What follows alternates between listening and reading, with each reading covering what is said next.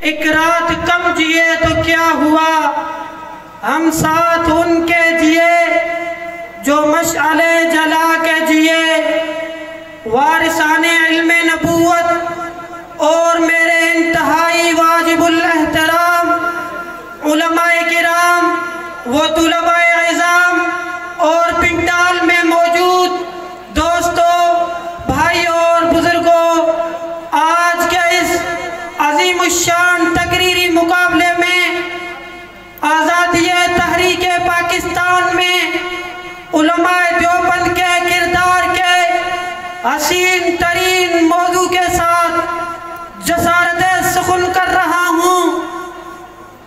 کچھ لوگ یہ پروپیگنڈا میڈیا اور سوشل میڈیا، اخبارات و اشتہارات کے ذریعے کرتے ہیں اور کر رہے ہیں کہ علماء دیوبند آزادی پاکستان کے مخالف تھے۔ میں ان کو دعوت فکر دیتا ہوں کہ آئیے تاریخ کا مطالعہ کرتے ہیں۔ سن 1701 سے لے کر 1947 تک فرنگی سے اور انگریز سے مقابلہ کرنے والے میرے اکابر تھے، کیونکہ فرنگی اور انگریز کو اگر بر صغیر سے نہ نکالا جاتا تو پاکستان کے وجود کا کوئی سوچ بھی نہیں سکتا تھا۔ پہلے انگریز و فرنگی کا مقابلہ کر کے بر صغیر سے ہم نے بھگایا، پھر ہم نے پاکستان کو حقیقی معنوں میں آزاد کیا۔ تو میں ان دوستوں کو دعوت دیتا ہوں کہ آئیے تاریخ کا مطالعہ کرتے ہیں۔ جب تاریخ کے اوراق کو پلٹ کر دیکھتے ہیں، میں اپنے اکابر کی قربانیوں کو بغور دیکھتا ہوں تو مجھے اپنے مصنف کی نہیں بلکہ خود انگریز کی لکھی ہوئی کتاب، مسٹر ٹامسن کی لکھی ہوئی کتاب میرے ہاتھوں میں آتی ہے۔ اس میں وہ لکھتا ہے کہ تحریک آزادی کے لیے ہم نے علماء کرام کو پھانسی کے پتھر پر لٹکایا۔ تحریک آزادی کے شریک ہونے والے علماء کرام کو ہم نے سوروں کی گلوں میں ان کے لاشیں ڈال کر آگ پر جلا دیے۔ وہ اپنے کتاب میں لکھتا ہے کہ دہلی سے لے کر خیبر تک کوئی ایسا درخت خالی نہ تھا جس درخت پر علماء دیوبند کی گردن لٹکی ہوئی نظر نہ آئی ہو۔ آئیے میرے دوستو، میں آپ کو اس سے بھی آگے لے کر چلنا چاہتا ہوں کہ دیکھو علامہ جعفر احمد تانسیری رحمت اللہ علیہ اور ان کے رفقا کے بال اور داڑھی کے بال مونڈ کر کالا پانی منتقل کیا جا رہا تھا۔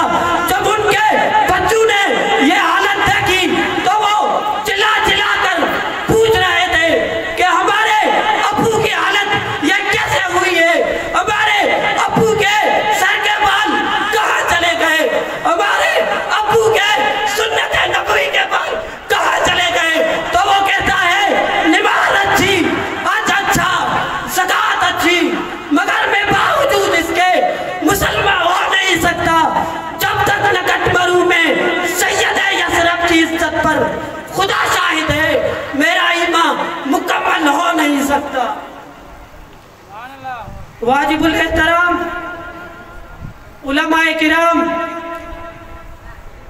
تحریک آزادی کی قربانیوں میں سے میں آپ کو اور بھی آگے لے کر چلنا چاہتا ہوں۔ وقت تو قلیل ہے لیکن موضوع طویل ہے۔ آئیے حسین احمد مدنی کو دیکھتے ہیں کہ اس نے انگریز کا مقابلہ کیسے کیا۔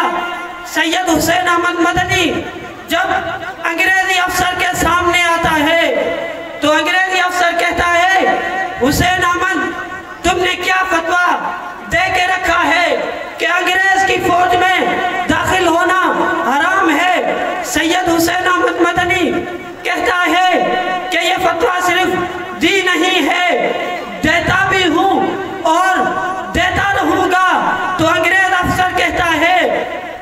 تجھے پتا ہے کہ ایسی بات کرنے والے کی سزا کیا ہے؟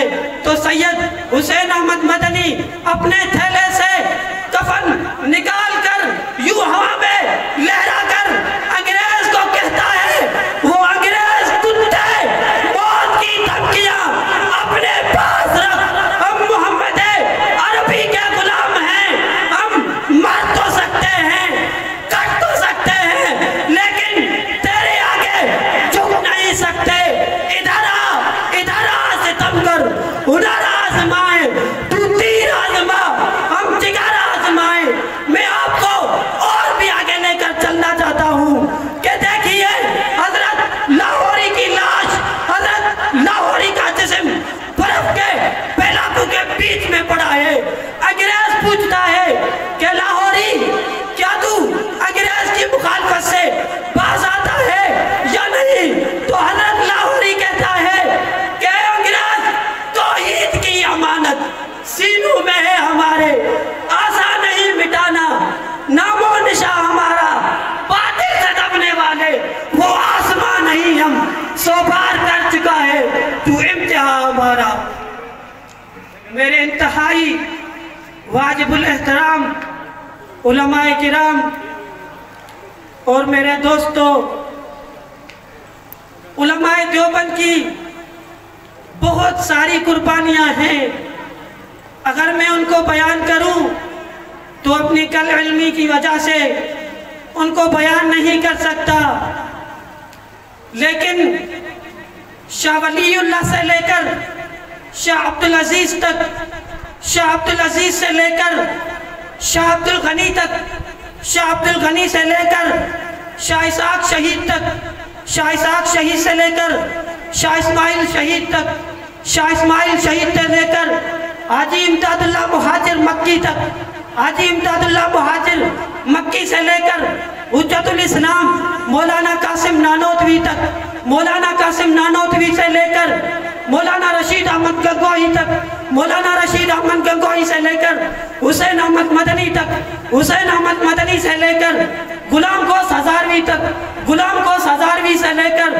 مفتی محمود تک، مفتی محمود سے لے کر قائد جمعیت مولانا فضل الرحمان تک ہم نے انگریز کا مقابلہ کیا ہے، انگریزی سامراج کا مقابلہ کیا ہے، اس کا مقابلہ کرتے کرتے ہمارے کئی علماء کرام شہید بھی ہو گئے ہیں، ہمارے کئی علماء کرام جیلوں میں جا کر بسے ہیں، ہمارے کئی علماء کرام اپنے اوپر دہشت گردی کا لقب دے کر پھانسی کے پھندے پر لٹک گئے ہیں۔ انگریز کی بندوق سے جب بھی گولی نکلی ہے تو اس گولی کا مقابلہ میرے اکابر نے کیا ہے۔ آج میری زبان کو طاقت نہیں کہ اکابر کو خراج عقیدت پیش کر سکوں۔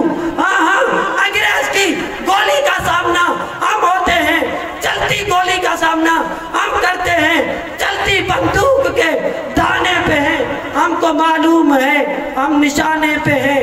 قاتلوں قتل گاہ کو سجائے رہو، سینے حاضر ہے گولی چلاتے رہو، میں اسلام پہ تن من لٹانے پہ ہوں، مجھ کو معلوم ہے میں نشانے پہ ہوں، مجھ کو معلوم ہے میں نشانے پہ ہوں۔ میں نے جو کچھ کہا اللہ تبارک و تعالی اپنے بارگاہ الہی میں منظور و مقبول فرمائے، اور ہم کو اور ہم سب کو علماء دیوبند کے نقش قدم پر چلنے کی توفیق عطا فرمائے۔ وما توفیق الا باللہ۔